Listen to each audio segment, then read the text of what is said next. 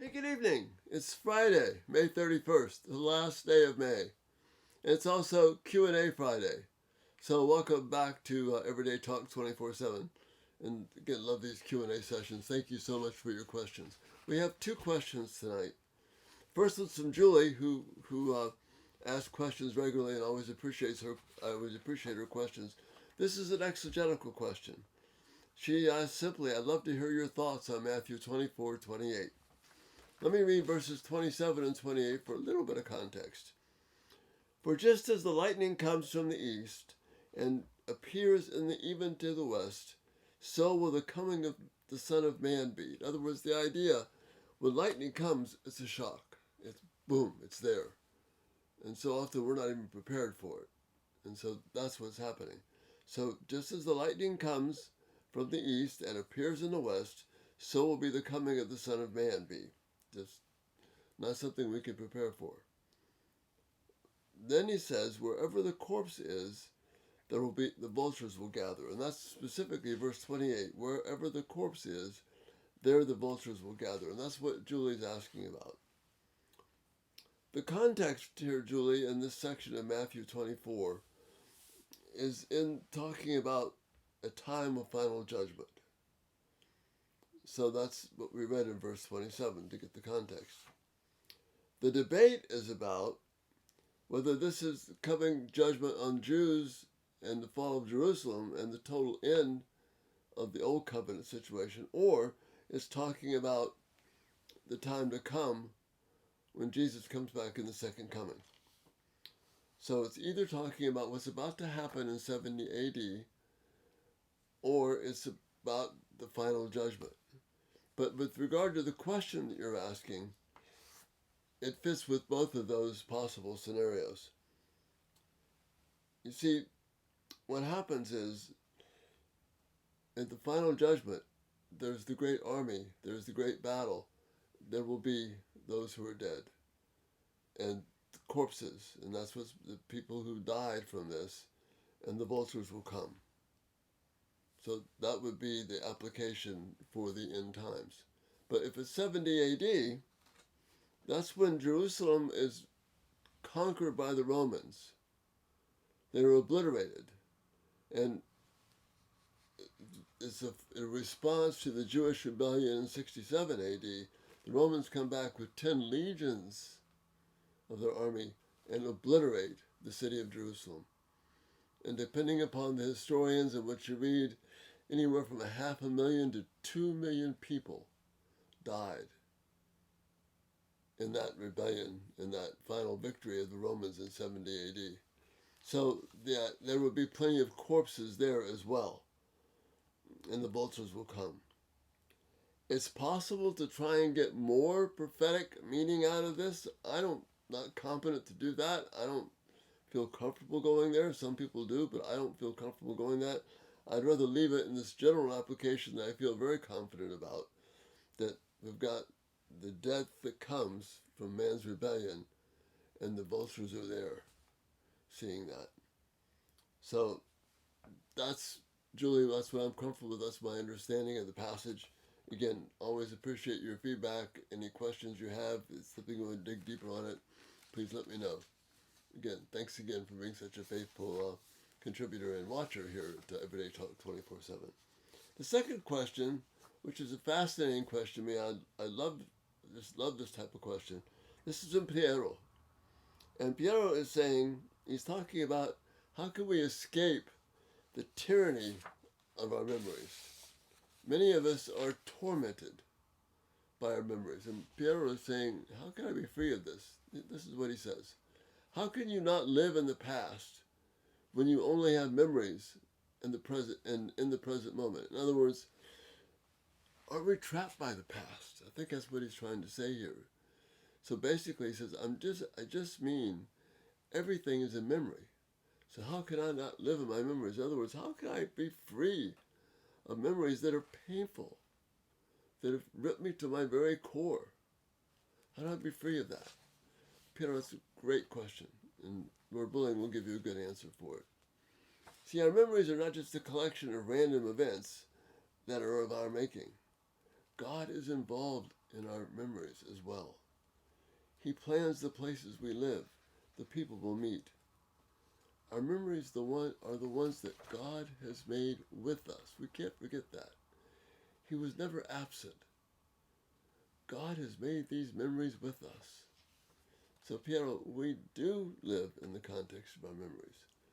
But we must also know that God is in those memories. Jesus wants us to remember him when we take the Lord's Supper. Well, what does that mean? What does he want us to remember? Yes, that he saved us from our sins, as Ephesians 2, 1-5 tells us, that he rescued us, made us alive, but there's so much more than that. In Ephesians 2:10 we read, we are his work of art in progress. In other words, Jesus is with me right now, working in me, planning good things for me to do, but he's making me. I'm his poem, his work of art. That's what Ephesians 2:10 is saying. Next, he is intimately aware and connected to each of us, to you, Piero, as well. Psalm 139, verses 13-16, God intimately put us together in our mother's womb. Not just random, not just in generalization, but he worked in your life and in my life. Intimately formed our most inmost being to make us who we are. He determined where we will live, as well as the people that we will meet, so that we might reach out to him. We see that in Acts 17, 24-28. That's exactly what God is doing. Nothing is random. He determined the exact places where we would live. He gives us our next breath. And then, lastly, what Jesus wants us to remember is he takes all the painful memories in our life and brings good from them. This is what Joseph is remembering both in Genesis 45 and in Genesis 50, where he says, you meant it for evil, but God meant it for good. Or as Romans 8:28 so beautifully reminds us, that God is able to work everything together for the good of his people who love him. So you see, God, Jesus, through Jesus, is intimately, actively involved in making our memories with us. He's not out there absent. He's with us. Yes, our memories can be like a prison, Piero. They can be like a prison. They can be a tyranny that seems to entrap us, and the tentacles just reach out and won't let go. The pain and the hurt and the sorrow, they just don't let us go. But if we think about the way that Jesus wants us to think about it, remember him, their memories can be transformed, like those of Joseph, where even though his own brothers sought to kill him and lie about his death to their father, Joseph looked at that and said, you may have meant it for this, but God meant it for good, to bring good things.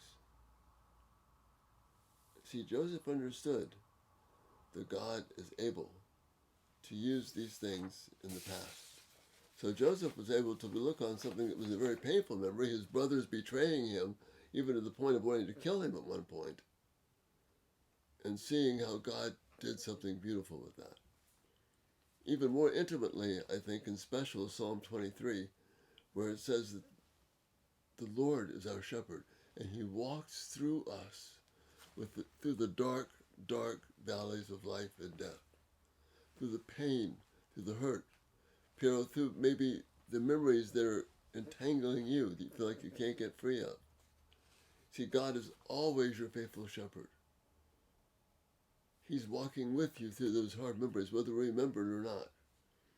This allows you and me to rethink these memories in light of the fact that God is using them to produce something in you that could never have happened, could never have been accomplished any other way. That painful memory is something that God is using, even now, to bring about something that would not have ever happened apart from that. See, that begins to break the chains of this tyranny for us. Sometimes we put on people, but only we should be putting on God. Sometimes we look for a person to do something for us that only God can do. That's another way that I can see in my memory. I was looking for a person to do something that only God can do.